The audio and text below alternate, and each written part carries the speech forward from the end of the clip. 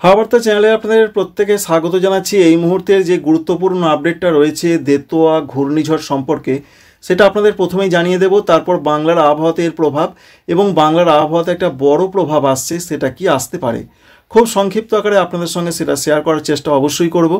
আর এই মুহূর্তে যেটা আমরা দেখতে পাচ্ছি, ভারতীয় আবহাওয়া দপ্তর যেটা বলছেন যে দেতোয়া ঘূর্ণিঝড়ের গতিবেগ রয়েছে 70 থেকে 80 কিলোমিটার প্রতি ঘন্টায় এবং ঝাপটা মোডে রয়েছে 90 কিলোমিটার প্রতি ঘন্টায়। তো আমরা দেখতে পাচ্ছি 60 থেকে 61 দেখতে পাওয়া যাচ্ছে। এটা বিভিন্ন জায়গায় বিভিন্ন রকমভাবে দেখা যেতে পারে এবং এই ঘূর্ণিঝড়টা ঘূর্ণিঝড় আকারে থাকবে আগামীকাল সকালও পর্যন্ত, 30 নভেম্বর রবিবার সকালও পর্যন্ত। তারপর সেটা আস্তে আস্তে শক্তি হারিয়ে অতি গভীর নিম্নচাপ, তারপরে আস্তে আস্তে গভীর নিম্নচাপ, তারপরে সাধারণ নিম্নচাপে পরিণত হয়ে যাবে।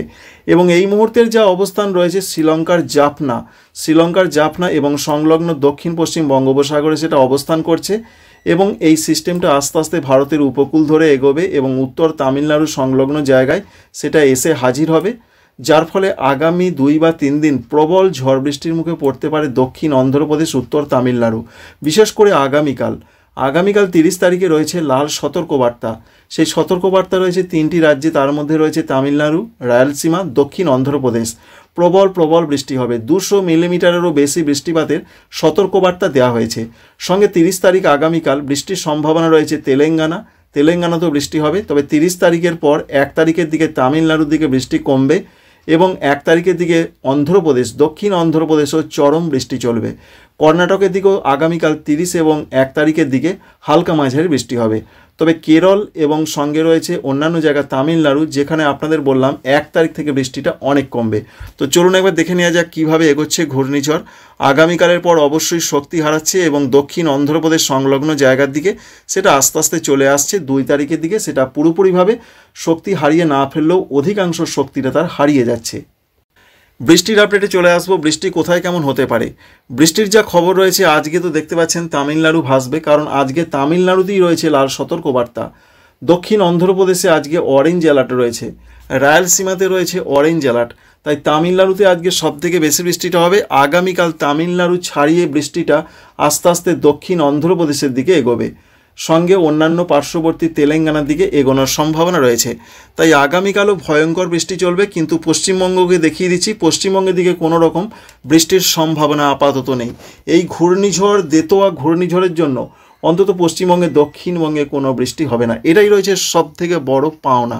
এবং 1 তারিখের দিকে আমরা দেখতে পাচ্ছি বিশেষ করে বিশাখাপত্তনম রয়েছে, সঙ্গে রয়েছে বিজয়ওয়াড়া, এছাড়া রয়েছে অনেক জায়গা দক্ষিণ অন্ধ্রপ্রদেশে প্রচণ্ড বৃষ্টিপাতের সম্ভাবনা থাকছে। অর্থাৎ 30 তারিখ এবং 1 তারিখ, 30 নভেম্বর 1 ডিসেম্বর, আগামী পরশু দক্ষিণ অন্ধ্রপ্রদেশ ভাসবে। শুধু তাই নয়, 40 থেকে 50 কিলোমিটার গতিবেগে দমকা ঝড়ের সতর্কবার্তা রয়েছে।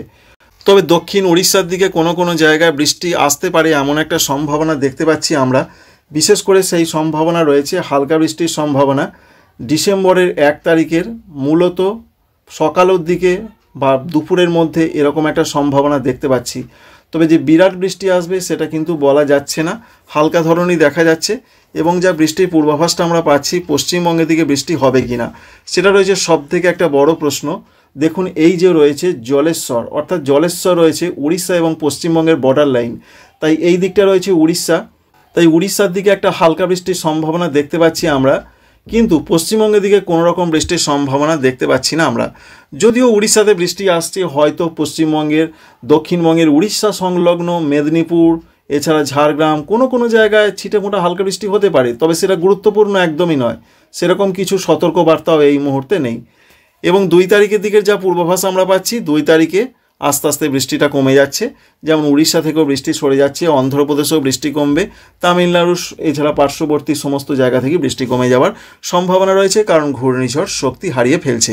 তাহলে বাংলাতে কি প্রভাবটা আসবে? বাংলাতে প্রভাব আসবে মেঘলা আকাশ ইতিমধ্যে শুরু হয়েছে। আজ থেকে আগামীকাল আরও মেঘলা আকাশ থাকবে।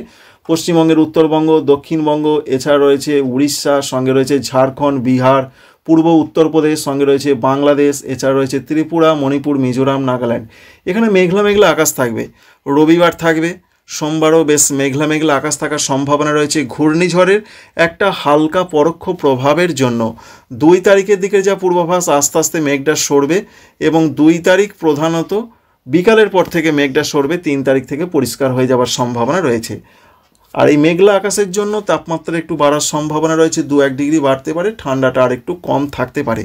তবে বাংলাতে যে একটা বড় পরিবর্তন আসছে সেই পরিবর্তন রয়েছে আবারও যখন সমস্ত কিছু সরে যাবে। 4 তারিখ থেকে উত্তরে হাওয়া শুরু হবে, 4 তারিখ থেকে ঝাড়খণ্ডে আস্তে আস্তে ঠান্ডাটা ঢুকবে, 5 তারিখ থেকে পশ্চিমবঙ্গের দক্ষিণবঙ্গে প্রচণ্ড ঠান্ডা না এলেও ঠান্ডা ভালো রকম ঢোকার সম্ভাবনা রয়েছে পশ্চিম দিকের জেলাগুলো। আর 6 তারিখ থেকে কাঁপুনি ঠান্ডা শুরু হবে পশ্চিমবঙ্গের দক্ষিণবঙ্গে এবং উত্তরবঙ্গেও, মালদা, দক্ষিণ দিনাজপুর এই জেলাগুলোতে। কলকাতায় মাত্র 14 ডিগ্রি নামতে পারে এমন একটা সম্ভাবনা। অন্যদিকে ঝাড়খণ্ডে দেখুন 10, 11, কোথাও বা 9 হয়ে যেতে পারে। এছাড়া ঝাড়খণ্ড লাগোয়া বা পশ্চিমবঙ্গের পশ্চিম দিকের জেলাগুলোর অবস্থা দেখুন, সেখানেও যে অবস্থা রয়েছে মাত্র 10 ডিগ্রি। সুতরাং পুরুলিয়া, বাঁকুড়া, পশ্চিম বর্ধমান এই জেলাগুলোতে শৈত্যপ্রবাহের একটা সম্ভাবনা তৈরি হতে পারে। সেই সম্ভাবনা তৈরি হতে পারে বিশেষ করে 6 ডিসেম্বর তারিখ থেকে। এবং উত্তরবঙ্গের জেলাগুলো, তার মধ্যে মালদাতে প্রচণ্ড ঠান্ডা থাকবে, মাত্র 12 ডিগ্রি দেখা যাচ্ছে। তাই উত্তরবঙ্গের নিচের দিকে জেলাগুলোতে ঠান্ডাটা বেশি থাকার সম্ভাবনা বা পূর্বাভাস এই মুহূর্তের আপডেট থেকে আমরা লক্ষ্য করতে পারছি।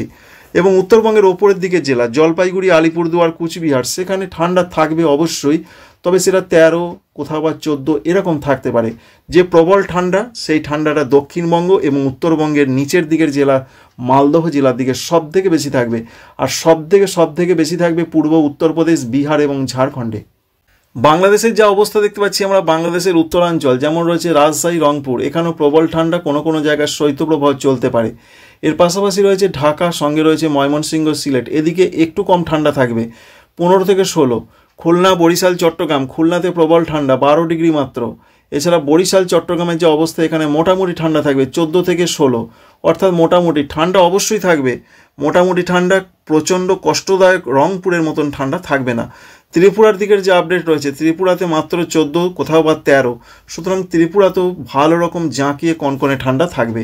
সুতরাং পশ্চিমবঙ্গে, দক্ষিণবঙ্গে, উত্তরবঙ্গে, ঝাড়খণ্ডে, এছাড়া বাংলাদেশও রয়েছে, অন্যান্য জায়গাও রয়েছে, যে একটা বড় পরিবর্তন সেটা রয়েছে 6 তারিখ থেকে তাপমাত্রা প্রচণ্ড নামবে, কনকনে ঠান্ডা পরিস্থিতি ফিরে আসছে।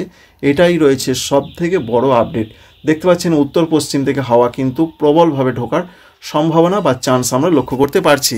আর বাংলার দিকে বৃষ্টির কোনো সম্ভাবনা রয়েছে কিনা আগামী কয়েকদিন, তাতে যে আপডেট আমরা পাচ্ছি, বিশেষ করে আগামী কয়েকদিন তো পশ্চিমবঙ্গে, দক্ষিণবঙ্গে কোনো বৃষ্টি দেখতে পাচ্ছি না।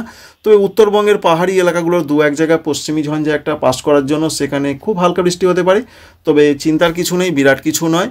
এবং যা পূর্বাভাস 10 তারিখ, 11 তারিখ, 12 তারিখ, 13 তারিখ পর্যন্ত পাচ্ছি, তাতে পশ্চিমবঙ্গের, দক্ষিণবঙ্গে, ঝাড়খণ্ডে কোথাও কোনো বৃষ্টি হবে না।